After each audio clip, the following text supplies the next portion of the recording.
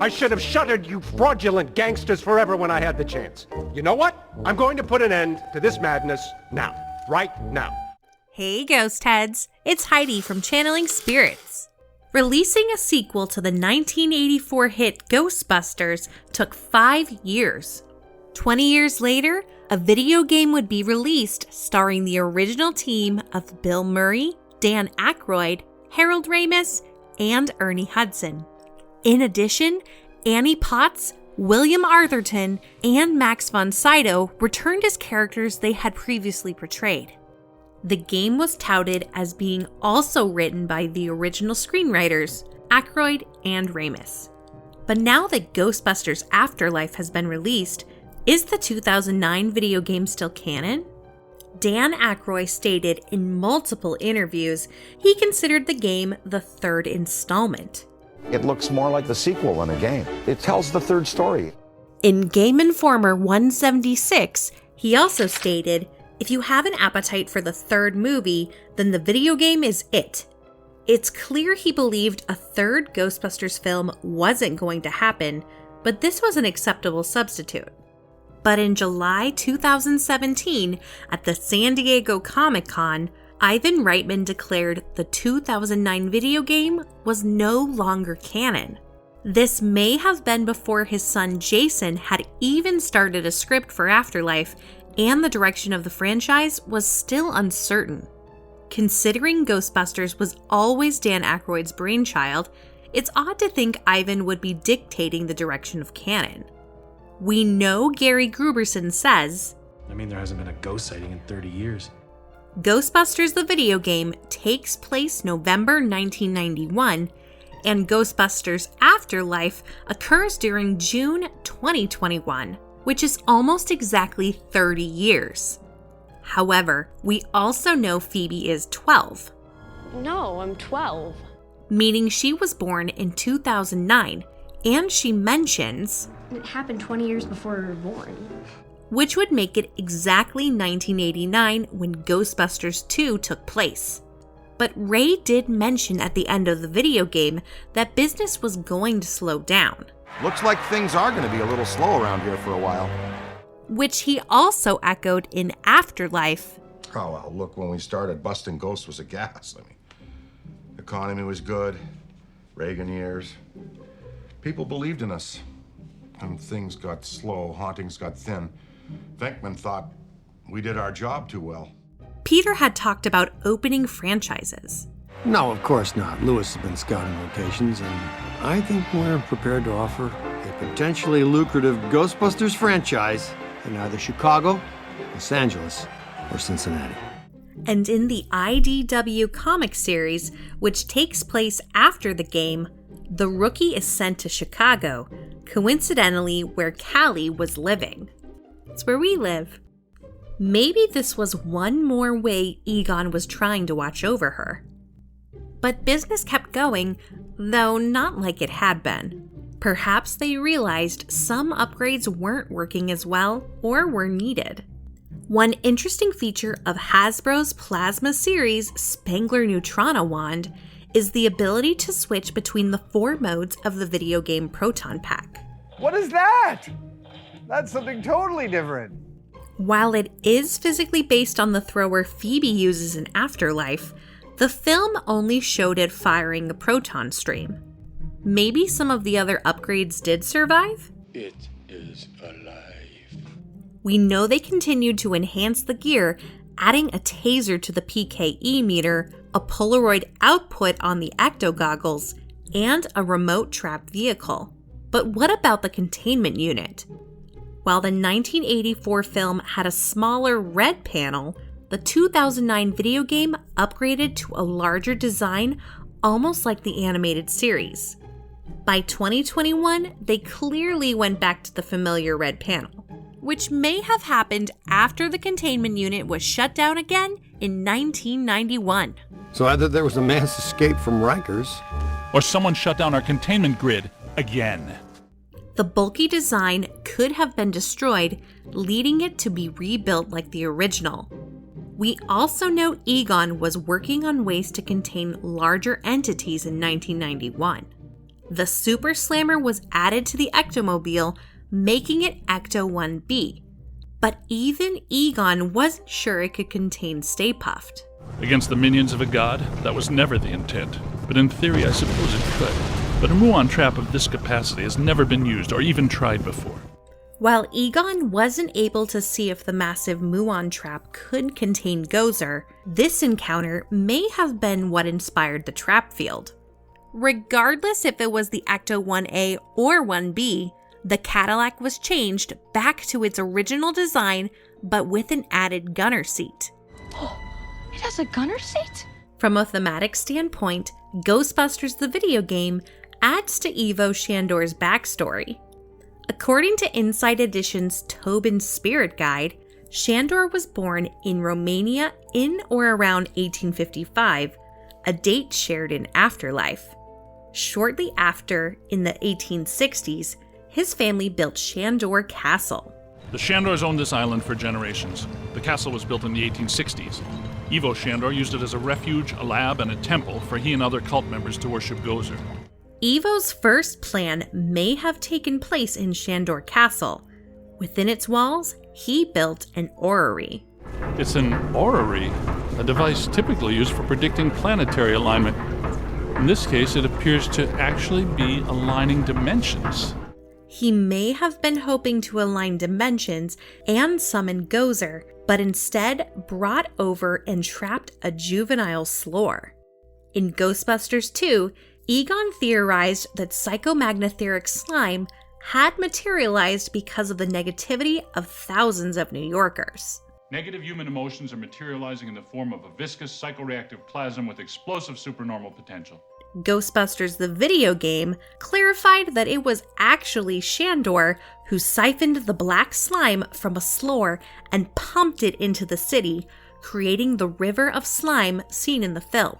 And while it's possible that the anger of 3 million could coalesce, I beg your pardon, 3,000,001. Hey. the video game's explanation helps connect the first two films. We know Vigo the Carpathian used the River of Slime to magnify his power, which is likely what Shandor hoped Gozer would do. His next plan seemed to involve modifying existing buildings to construct a mandala. That's what I was researching when Gozer attacked me. Shandor's architecture firm was involved in a number of projects around town in the late early 1900s. But why? For what purpose? Shandor seemed to believe Gozer would be weak when it arrived, hence the need for the River of Slime, or mandala. So this was the gizmo that's supposed to feed energy to the destructor form? Sometime after November 11th, 1918, Shandor began enacting a new plan. After the First World War, Shandor decided that society was too sick to survive. And he wasn't alone. He had close to 1,000 followers when he died. They conducted rituals up on the roof. Bizarre rituals intended to bring about the end of the world, and now it looks like it may actually happen. According to his electronic entry in Tobin's Spirit Guide, on June 6, 1920, Ivo started a secret society of, let me guess, Gozer worshippers. Rather than modifying existing structures, he decided to build a huge superconductive antenna that was designed and built expressly for the purpose of pulling in and concentrating spiritual turbulence. In 1923, 550 Central Park West was completed. The following year, Edmund the Collector Hoover seduced Eleanor Twitty for the Gozerian Codex. It's hard to know what exactly was in the book, but perhaps that was where Shandor found the map of Summerville, Oklahoma. Or maybe he decided to build a second temple where he found more selenium. The whole town was basically a mining operation. They bore out this mountain like a grapefruit and smelted everything into cold, riveted selenium girders. Regardless, we know the Shandor Mining Company was established in 1927, and with it, the whole town flourished. Despite all his attempts, Ivo failed to ever bring forth Gozer while he was alive. What about Gozer? I thought you built this all for him. I have built this temple for you, so that you might return to Earth. According to his tomb, He died in 1945. This is when Shandor Castle was supposedly submerged into the Hudson River. The night the last Shandor died, there was a huge tidal surge, and the river just swallowed the island whole. Shandor consecrated the island to Gozer, and the ghost world reclaimed it. Without Shandor funding it, the mine closed down in the 1940s. The mine's been closed since the 40s. They just put all these signs up because, hazardous chemical leaks and any kind of dynamite. His knowledge of the spirit world likely allowed him to persist even after his body had died. While Shandor eventually did witness Gozer's arrival, it was thwarted by the Ghostbusters. Despite being dead, Evo enacted another plan to possess the mayor and use the mandala to summon his god once more. S'more. Get it? I'm funny too, you know. When Gozer failed, he took matters into his own hands and attempted to take on his own destructor form. Anyway, I thought to myself, why worship a god when you can actually become one? Crossing the streams closed the gate to the ghost world, but it didn't destroy Shandor. Instead, his spirit lingered, looking for an opportunity to return. Shandor's betrayal and incompetence in 1991 may explain why Gozer was so quick to tear him apart when it returned in 2021. How he earned the title The Destroyer is beyond me. But what about the skull of Evo Shandor found as a cursed artifact? Fake. The Evo Shandor of Ghostbusters Afterlife also has a look eerily similar to his video game counterpart. This may have been merely a coincidence, as makeup designer Arjun Tutin explains. I basically looked at hairstyles of that era. I did one concept design, only one, and he immediately signed off on it. That was it. I gave him the little beard, and I think I looked at Charles Dickens and stuff, anything from that time. Perhaps Egon read the Gozerian Codex and realized Shandor's plan for a second secret temple in Somerville. Then Egon started to tell people that their little ghost problems didn't matter because the world was coming to an end. He got spooky, freaked me out.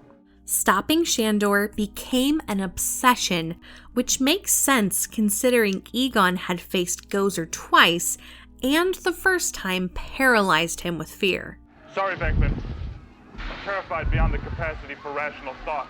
With his fellow Busters doubting him, Spengler took their gear and drove off to Oklahoma, determined to halt Armageddon.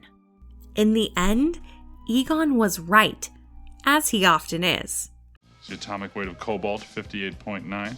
But when Gozer returned once more, it no longer asks those that approach it to choose the form of their destructor. In fact, it remains in its pre-chosen form throughout all of Ghostbusters Afterlife. So it seems Gozer changing its appearance is less a requirement and more a courtesy or a game for the god. Ray had theorized it was forced to take on the form of Stay Puft when it returned to our dimension. When the necromantic shockwave summoned Gozer back to our plane, why didn't he assume a more effective destructor form immediately? I mean, the Marshmallow Man is scary, sure, but there has to be a better way to destroy the world. It's simple. When he enters our plane of existence, he must be locked into that form from our first encounter. One destructor form per god per dimension. I like it. Sounds like the kind of symmetry these things tend to operate on.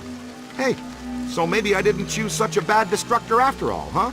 But clearly his theory was incorrect. While they were allowed to choose in the first film, by Afterlife, Gozer insists that they perish.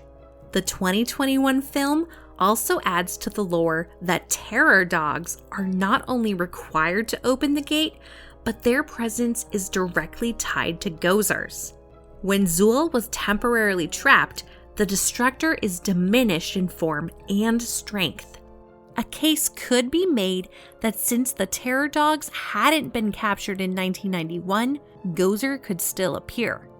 But neither the video game nor Afterlife explain the existence of the mini puffs. They're just adorable and yummy. These minions are clearly independent of Gozer and are possibly ripples of its upcoming emergence. When the original boys in gray arrive in Afterlife, they prepare to cross the streams as if they've done it several times before. This makes more sense if you consider that they survived crossing the streams once with Gozer and a second time against Shandor's destructor form. I never thought I'd say this again. Cross the streams! Ghostbusters the video game adds a tremendous amount to the lore, history, and story. Ghostbusters Afterlife adds some support to it, but only time will tell if it will become soft canon or a tangent timeline. But what do you think? Is the video game the third part of the story? I'd call that a big yes. Or has the third film replaced it? If you liked this video and think we deserve it, I think you helped to make that clearer. please subscribe. Our Ghostbusters manual and Sedgwick Hotel key fobs are now available at our Etsy store. Select Patreon tiers get 5 to 10% off. As always, keep coming back for more spooktacular videos. I'm Heidi from Channeling Spirits, and thanks for watching. Factoring in all of that, is it canon? Yes, it is canon.